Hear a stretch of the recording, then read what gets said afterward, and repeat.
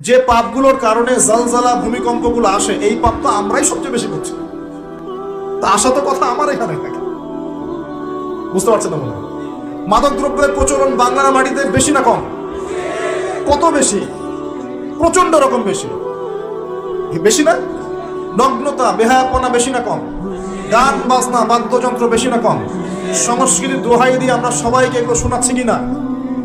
নগ্নতা, blue films, পর্নোগ্রাফিতে আমরা কি পিছিয়ে নিয়ে এগিয়ে? করাপশন, দুর্নীতিতে আমরা কত নাম্বার? আজকে আসছি 12, আগে ছিল 13, আজকে হয়েছে 12। মাশাআল্লাহ, উন্নতি হয়েছে আমাদের। আচ্ছা, তারপরে এই যে আমানতের খেয়ানতে আমরা পটু না কম না বেশি? একটা হাতি উপর থেকে আস্তে আস্তে এখানে মাছি হয়ে যায় কিনা? একটা হাতি উপর থেকে আস্তে আস্তে মাছি হয়ে যায় কিনা? মানুষ সম্পদ লুটে পুটে খাচ্ছে কিনা? তো ভূমিকম্প আসার যে কারণগুলা, এগুলো তো আমরা ফার্স্ট। তাহলে ওখানে এত বড় আযাব কেন? এটা প্রশ্ন না? আল্লাহ পাক উত্তর ভালো জানেন। তবে হতে পারে এটা পুরো মুসলিমদের জন্য একটা শিক্ষা। যদি তোমরা সতর্ক না হও তাহলে তোমাদের কাছেও কিন্তু এই আযাব আসবে। আর ওই বিজ্ঞানী, যে বিজ্ঞানীর কথা বললাম, তার ব্যাপারে আজকে রিসার্চ করতে গিয়ে দেখলাম সে আরো একটা নিউজ দিয়েছে। সে বলেছে যে খুব সাম্প্রতিক সময়, অদূর ভবিষ্যতে, সে বলছে যে চায়না, পাকিস্তান, বাংলাদেশ, আফগানিস্তান, এই পুরো ভূমিকম্প হতে যাচ্ছে। দুটো প্রশ্ন করবো, সে কেমন করে এস্টিমেট করতে পারে আর তার কথা ফলতেছে কিভাবে? তবে সায়েন্স বলছে এবং কোরআন হাদিস থেকে আমরা এটাও দেখছি যে হ্যাঁ, ভূমিকম্প যে পাপের কারণে আসে, এই পাপগুলো আমরা কিন্তু করছি, কম বেশি সবাই করছি।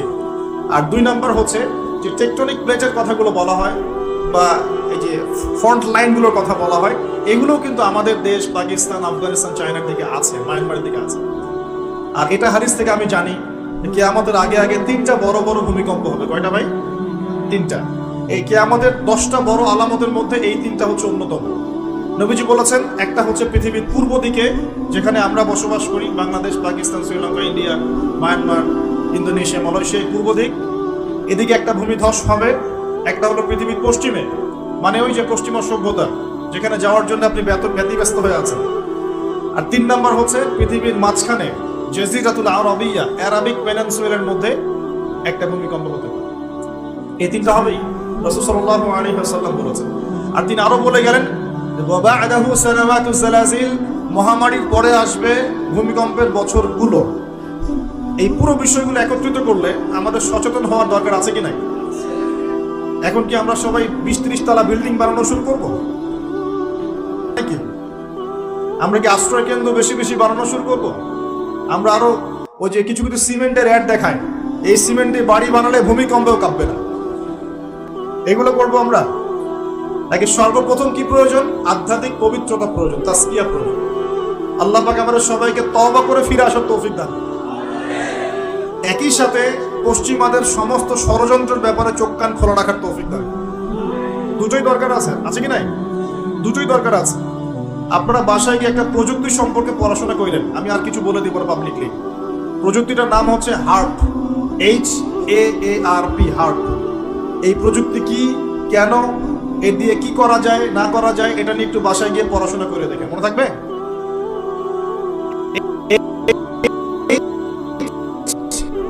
AP, হার্প, মনে থাকবে? এখনই গুগল সার্চ করে গিয়ে পড়াশোনা করে দেখেন কি করা যায় এটা দিয়ে। আপনাকে বলে দেই, দাজ্জাল কিন্তু জন্ম শুরু করবে, কেন? পুরো বিশ্বটা শাসন করবে। দাজ্জাল পারবে, দুর্ভিক্ষ দিতে পারবে, প্রোগ্রেসও দিতে পারবে। 40 দিন সে বিশ্বকে শাসন করবে। যার প্রথম দিনটা হবে 1 বছরের, দ্বিতীয় দিনটা হবে 1 মাসের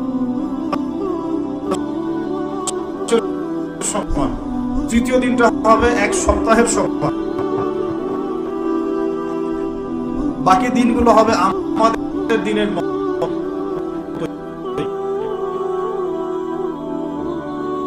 প্রত্যেক ভূমিকম্পেই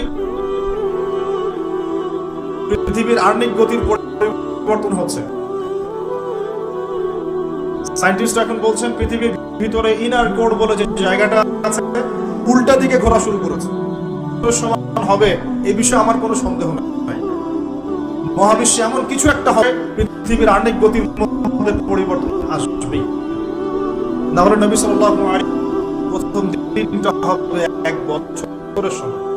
সাহাবীরাও প্রশ্ন করছে আল্লাহু আলাইহি ওয়াসাল্লাম কিভাবে নামাজ পড়বো? তোমরা অনুমান করে নিবে। মনে করেন যদি এখন তাহলে কি করে নামাজ পড়, মনে করেন সকালে হচ্ছে না, তাহলে কি টাইম হিসাব করে নামাজ পড়তে পারবো কিনা? নবীজি এই পরামর্শ দিচ্ছিলেন তোমরা সময় হিসেব করে নামাজ পড়ে নেবে। দ্বিতীয় দিনটা হবে 1 মাসের সমান, আর তৃতীয় দিনটা হবে এবং সে পৃথিবীটাকে শাসন, এবং নবীজি পৃথিবীর মক্কা মদিনা বাদ দিয়ে এমন যেখানে সে বিচরণ করবে না। সালাহিন বলছেন তার বিপরীত, 1 সে নিজে বিচরণ করবে, আল্লাহ তাকে সেই ক্ষমতা দিবেন, অথবা সে প্রত্যেকটা জায়গায় তার অনুসারী তৈরি করবে যারা তার হয়ে কাজ করবে। দুটো ব্যাখ্যাই যৌক্তিক না? একজন ব্যক্তিকে একাই বিশ্বকে শাসন করতে পারে নাকি তার কোনো ফলোয়ার্স লাগবে না? এখানে তার ফলোয়ার্স কারা? নবীজি বলছেন ইসফাহানের 70,000 ইহুদি তাকে ফলো করে। কত হাজার? 70,000। আপনাদেরকে জানিয়ে রাখি তাদের ধর্মগ্রন্থে একটা ধোঁকাবাজি, তারা মনে করে যে তাদের একজন মাসিহ আসবে। মাসিহ মানে তান্ত্রারকারী, যে আসলে তারা কারা মনে করে? ইহুদিরা মনে করে তাদের একজন মাসিহ আসবে। তারা যখন আসবে তখন তারা বিশ্বটা আস্তে আস্তে তারা বিশ্ব শাসন করছে কিনা বলেন? ধীরে ধীরে কি তারা বিশ্বের শাসন ক্ষমতার দিকে আসছে? আপনি পড়াশোনা করেন তাহলে দেখবেন বিশ্বের বড় বড় ডিপার্টমেন্ট গুলো, for example geopolitics, political system,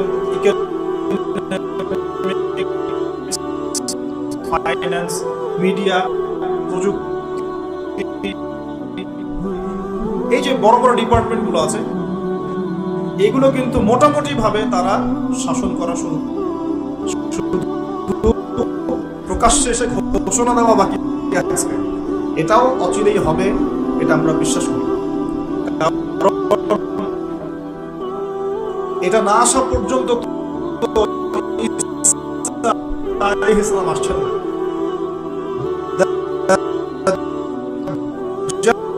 যখন শাসন না করছেন তার আগ পর্যন্ত কিন্তু ঈসা আলাইহিস সালাম পৃথিবীতে আসবেন না।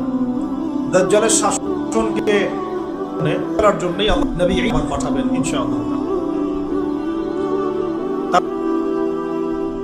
মানে কে হবে? সাল্লাল্লাহু আলাইহি ওয়াসাল্লাম বলেছেন সে যুবক যার কোকড়ানো চুল থাকবে, শারীরিক শক্তি অনেক বেশি হবে এবং কপালে স্পর্শ কাফা এবং অন্ধ তো ফোলা চোখ দিবেন, ক্ষমতা দিবেন, এবং সে পৃথিবীতে এসে নিজেকে খোদা দাবি করবে। তাকে মেনে নিয়ে জান্নাতে ঢোকাবে, মানেই জাহান্নাম। তাকে অনুসরণকে সে জাহান্নামে ঢোকাবে, তার জাহান্নাম মানেই জান্নাত। এমন একজন তরুণ যুবকরা ভালো করে যুবকদের এবং সে যুবকটাকে ধরে বলবে তুমি কি বিশ্বাস করো যে আমি আল্লাহ? সে যুবক বল বিশ্বাস করি মুহাম্মদ সাল্লাল্লাহু আলাইহি ওয়াসাল্লাম। তখন ধরবে কিভাবে? পা দুটোকে ধরে ফেলে দিবে এবং একটা অংশ একদিকে নিক্ষেপ করবে, নিক্ষেপ করবে, দাজ্জাল হুকুম করবে এই ডেড বডিকেও, দাজ্জাল ডেড বডি জীবিত হয়ে যাবে, ফের তাকে পরীক্ষা করবে। তাকে করে বলে দিলাম, করলাম এখন আল্লাহ।